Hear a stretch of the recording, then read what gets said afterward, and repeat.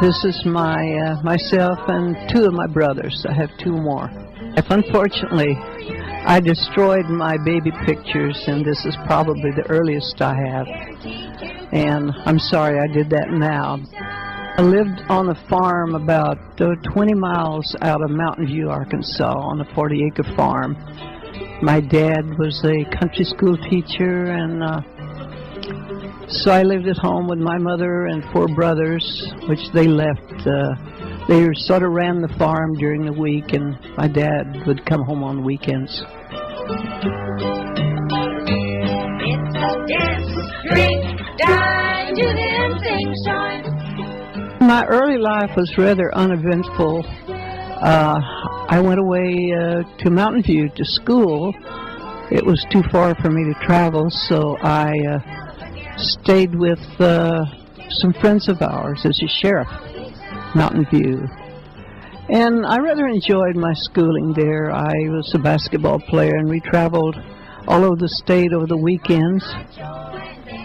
After high school, I went to Batesville.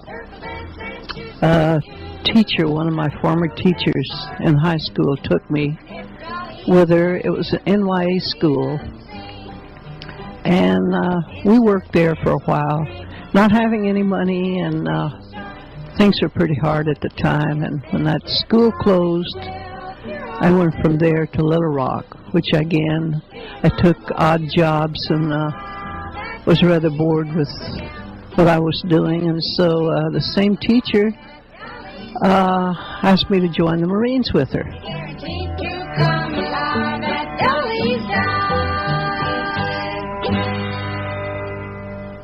It was fun in the fact that I met a lot of people, and I did get to travel, fly a lot.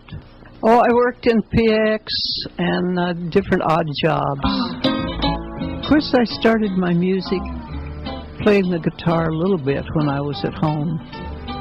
And I majored in music, and that's where I'd taken up the clarinet. I played clarinet for a few years and played in a couple of bands around the San Diego area.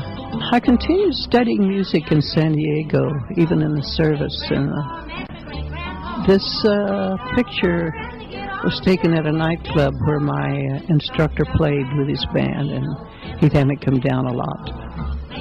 My parents were sort of Southern Baptist fundamentalists, and most any form of recreation, including dance, was taboo back then. So I didn't get to dance until I went away.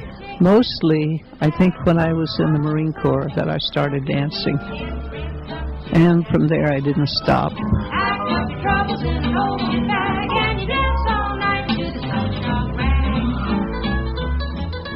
When I got out of the service, I went right into Arthur Murray Studios to teach. And then I think about 3 years there, and I decided to go back to school and finish college.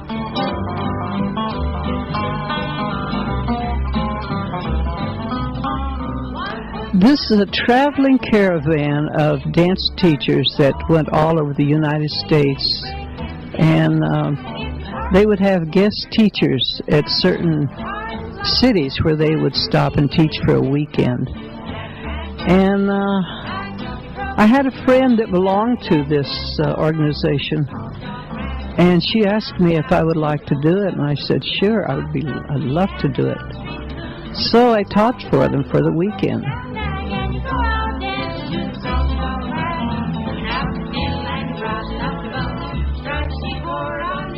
Now this is where I really first had the opportunity to pick up a tennis racket. And I never put it down, even to this day. And little did I dream it would become my career. Sort of ruined my knees also when I was younger, playing so much, but it was fun.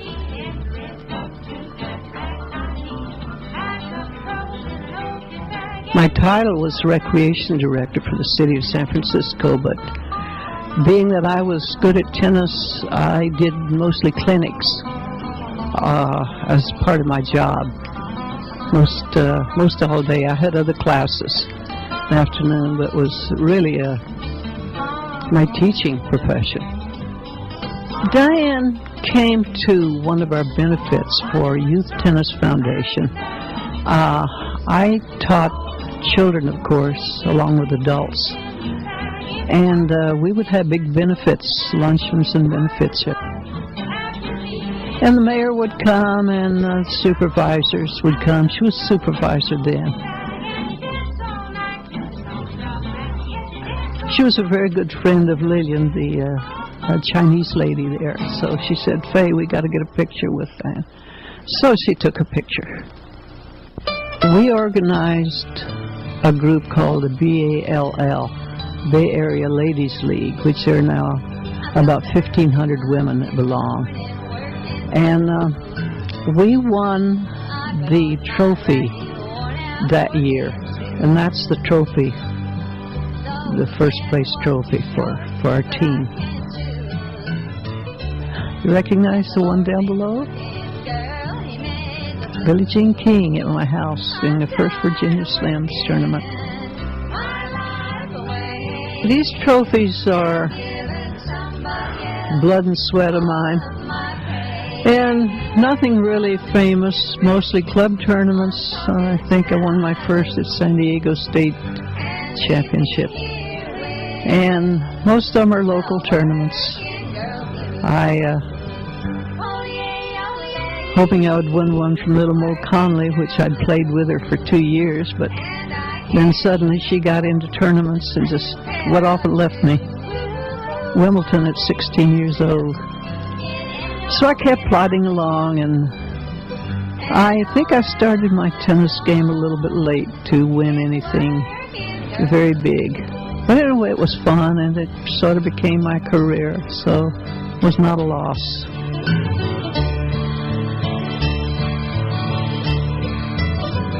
One of my activities that I did was Tiny Top programs, ages 3 to 5, twice a week. They got little hats every year and graduated. We would put the show on, all the directors in the city, every year. There were dances and all sorts of performances there. My son Danial, I guess he was about 8 years old, and his little friend, they were part of the dancers. And these are 2 other friends that were in the dance with him. That's Rodney in the monkey suit there. He was a lion. Several years ago, the craze for guitar playing just became enormous. And I was having classes, 2 and 3 huge classes at work. And I'd go to YWCA twice a week and teach classes. And that went on for a couple of years.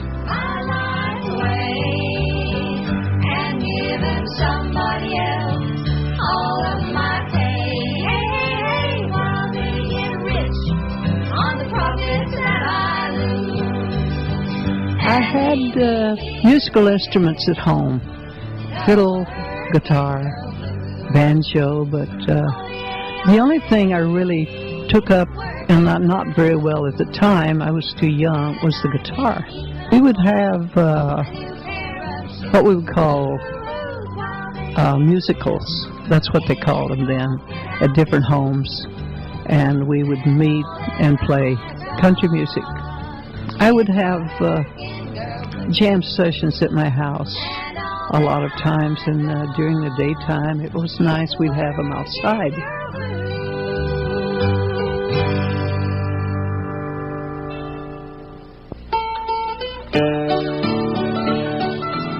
This is my family when they were younger. I met him in San Diego at this music jam I used to go to. That's when I was playing clarinet. After I got married, I was still playing a little clarinet, and I had this lady friend that played sax. So my husband was a very good singer and also a drummer. We decided to start playing together a little bit. This is swing music. We only played a few gigs around San Francisco. The first gig we had, a couple of guys were drunk and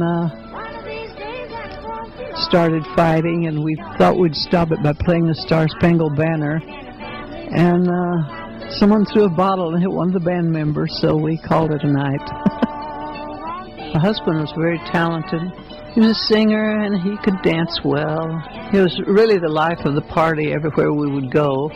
I think I had a little bit of talent too in my music and dancing career. I think being able to do a lot of things together, being compatible, really is what makes a good life.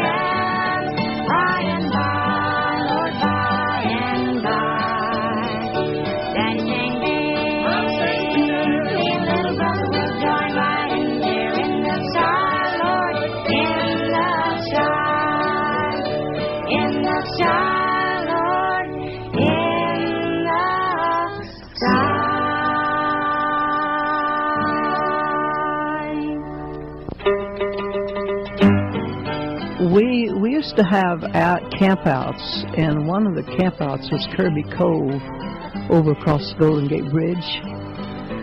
And we did a little concert one night. We always had our own concerts. Someone, after we had played, came up and asked if we would perform at a club. And she booked us there, and we played there. That was called the Full Moon up in the Castro. Each time we'd play, we'd get offers for more gigs at other places. And then we started putting out flyers.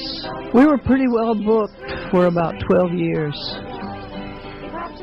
Well, my supervisor was kidding us one day, and someone asked, well, what are you going to name your band? And he piped up and said, oh, they're the Mother Pluckers. And we took up the name. He said, no one will ever forget it.